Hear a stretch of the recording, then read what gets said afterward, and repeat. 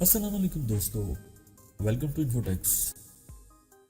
इन्फोटेक्स में एक नई वीडियो के साथ आपकी खिदमत में हाजिर। दोस्तों, the legend of Maula Jatt 2022।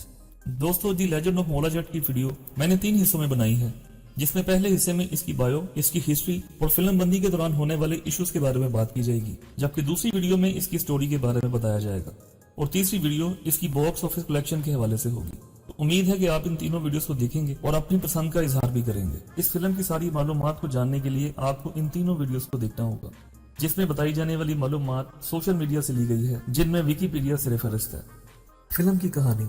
Film का आगाज जीवन नाथ के साथ अपने कबीले में होता है, जिसमें सरदार जट की हवेली पर हमला होता है और तादाद में ज्यादा होने के बावजूद वो मगलूब हो जाते हैं और सरदार जट और इसकी बीवी को कत्ल कर दिया जाता है। सरदार जट के बेटे और हमले में जिंदा बच जाने वाला वाहिद शख्स मौला जट की परवरिश दानी नामी खातून ने की। एक दिन दानी का असल बेटा मुद्दा मौला को अपने कोच के पास लेकर जाता है, जो कुश्ती सिखाता था। मुद्दा का कोच मौला से मुतासिर होता है और इसे ट्रेनिंग देने पर राजी हो जाता है। मौला बड़ा होकर पहलवान बनता है और मशहूर हो जाता है, लेकिन हर रात को वो अपने माजी के पुरतशद्दुद ख्वाबों के साथ जद्दोजहद भी करता है। जीवानंद का बेटा माखानंद अपने गांव की एक लड़की को अगवा करके इसकी हवेली में ले आता है और इसके साथ ज्यादती करके मौला के गांव को दहशतजदा करता है। जीवानंद अपने बुढ़ापे की वजह से फैसला करता है कि वो किसी और को अपने कबीले का सरदार करार देगा, लेकिन जीवानंद की बेटी दारूनथ ऐलान करती है कि सिर्फ नूरीनथ, जो जीवानंद का बड़ा बेटा है और अपने कत्ल के जुनून की वजह से जेल में है, सिर्फ वही कबीले का हुक्मरान बनेगा।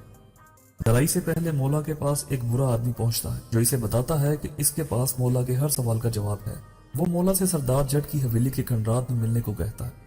इस रात मौला अपनी जिंदगी में पहली बार जंग हारता है, लेकिन मुद्दा इसे बचा लेता है। अगले दिन मौला सरदार जट की हवेली के खंडरात पर पहुंचता है, जहाँ वो बुरा आदमी जो इसके आने का इंतजार कर रहा था, इस पर इंकशाफ करता है कि वो सरदार जट का बेटा है। इसके बाद वो बुरा आदमी मौला को उसके बाप का गंडासा देता है।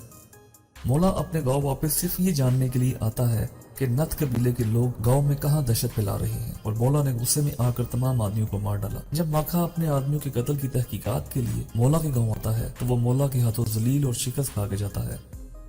जब माखा अपना बदला लेने के लिए घर वापस आता है, इसकी बहन दारू ये सुनकर गुस्से में आ जाती है और वो दोनों इसे कत्ल करने पर राजी हो जाते हैं। नथ कबीला अपनी जिल्लत का बदला लेने की कोशिश करता है, जो मौला जट ने इनकी की थी, जबकि मौला जट इस बात को यकीनी बनाने की कोशिश करता है कि फैसला नाफिज हो और इंसाफ।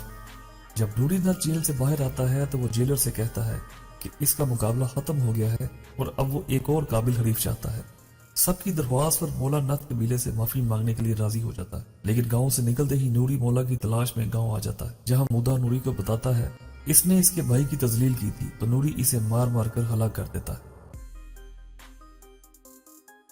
जब मौला वापस आता है और मुद्दा को मरा पाता है, इसके बाद तो नूरी को कत्ल करने की कसम खाता है और मौला नूरीनथ की हवेली पर पहुंचता है, लेकिन पकड़ा जाता है। वहीं जीवानंद को नूरी ने कत्ल कर दिया।